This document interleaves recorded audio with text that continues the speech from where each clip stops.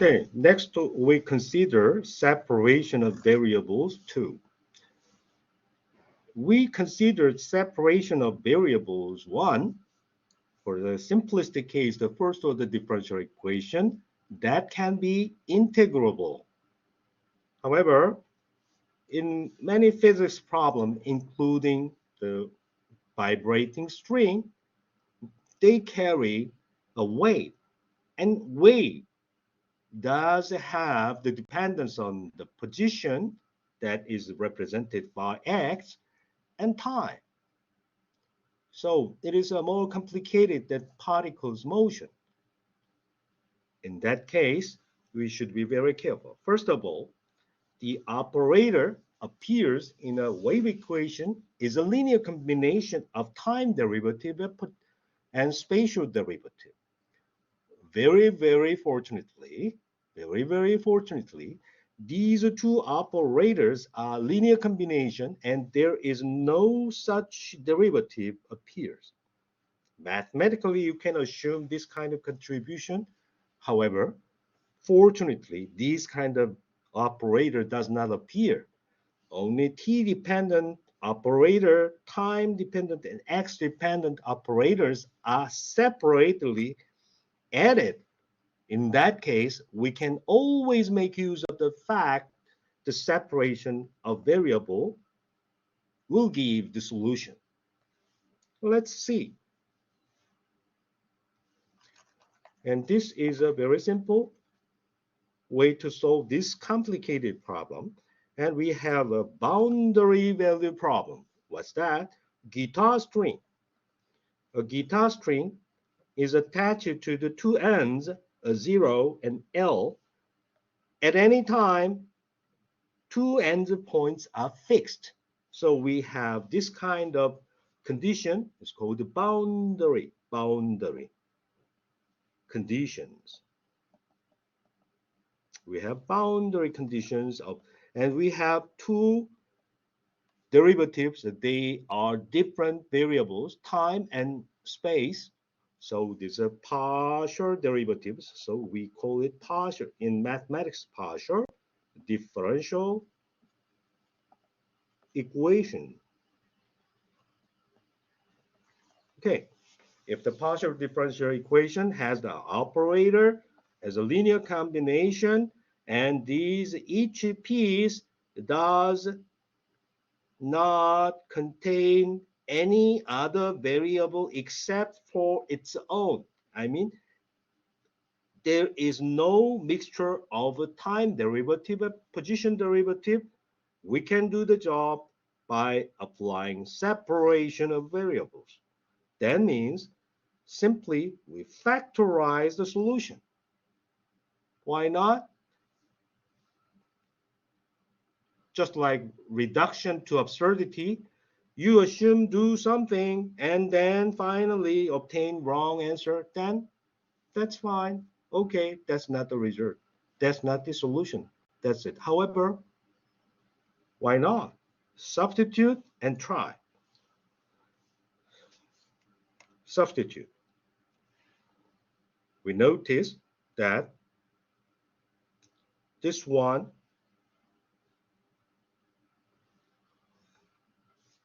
okay.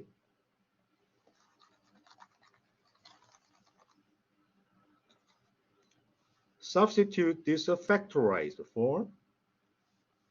And then what we obtain is a v squared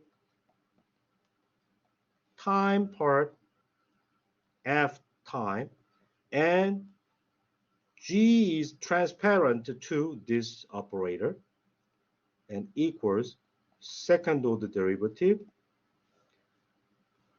spatial derivative to g, and then x f of t is transparent.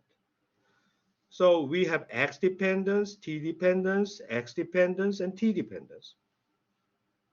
Why don't we divide both sides with g of x and f of t?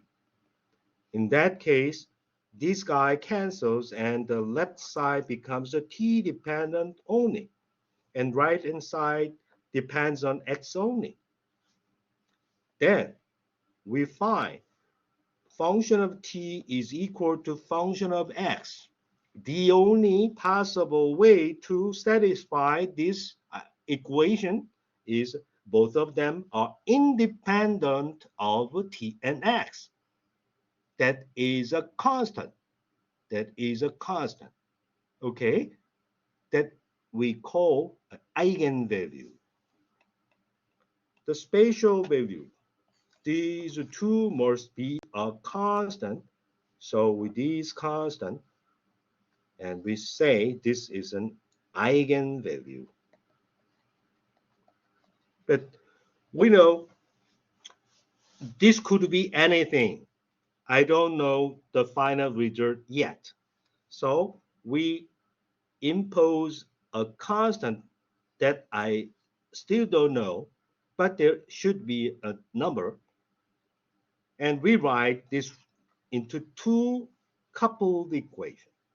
Now, this one depends on t only. This one depends on x only.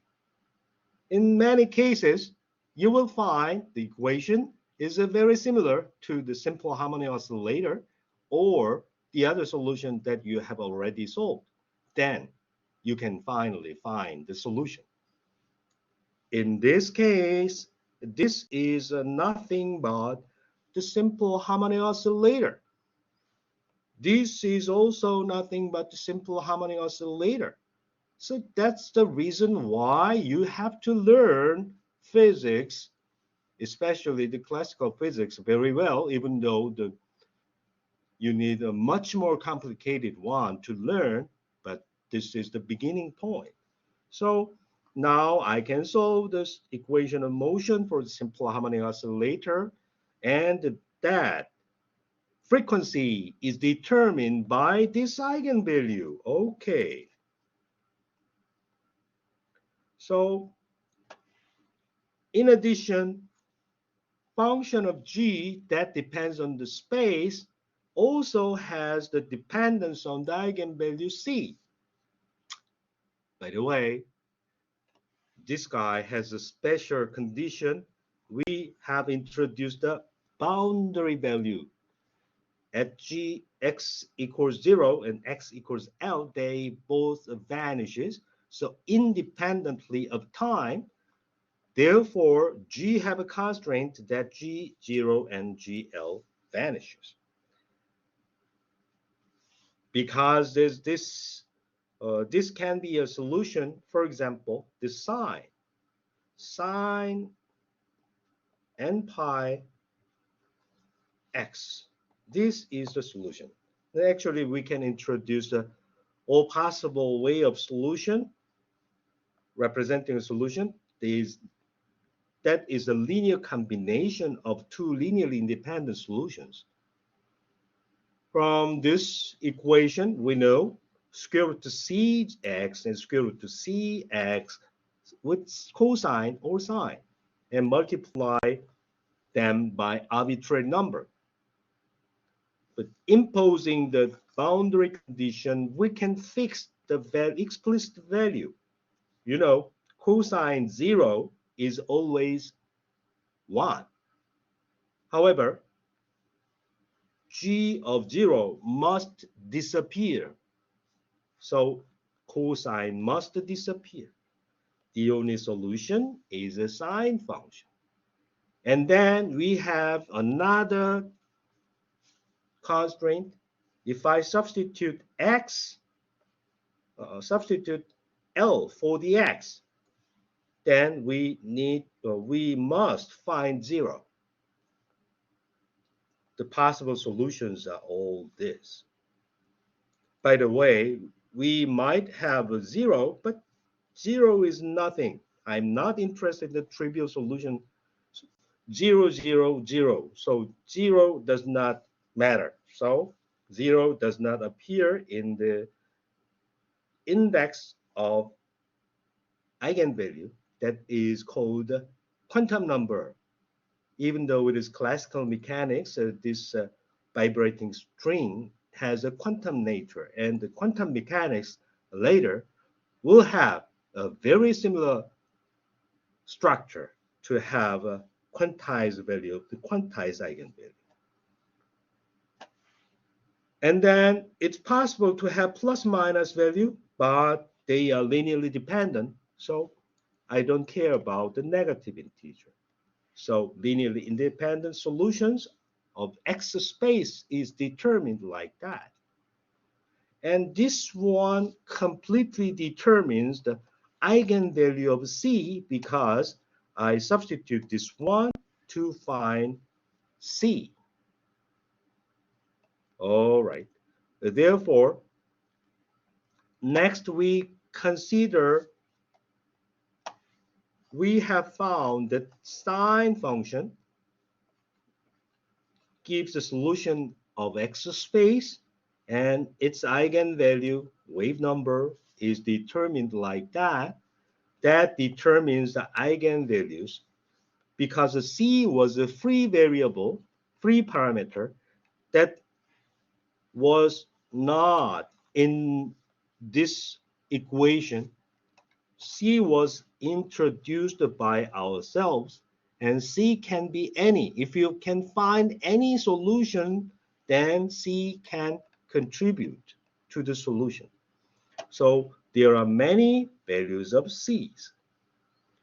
And then once you know the C, then I can substitute that value to determine the equation for time-dependent part.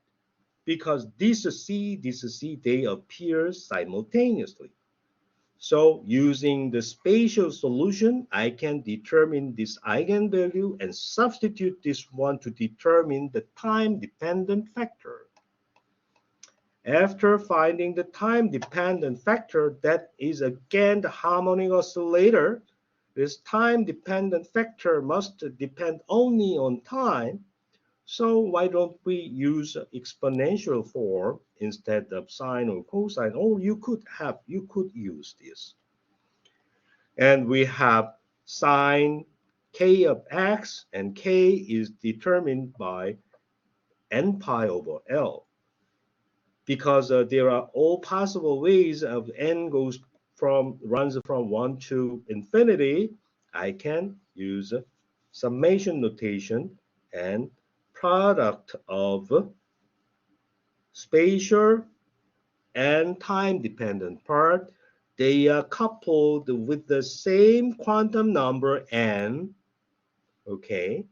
And eventually, the sign can be expanded in the terms, for example, 2i e to the I kx minus e to the minus I kx, something like that.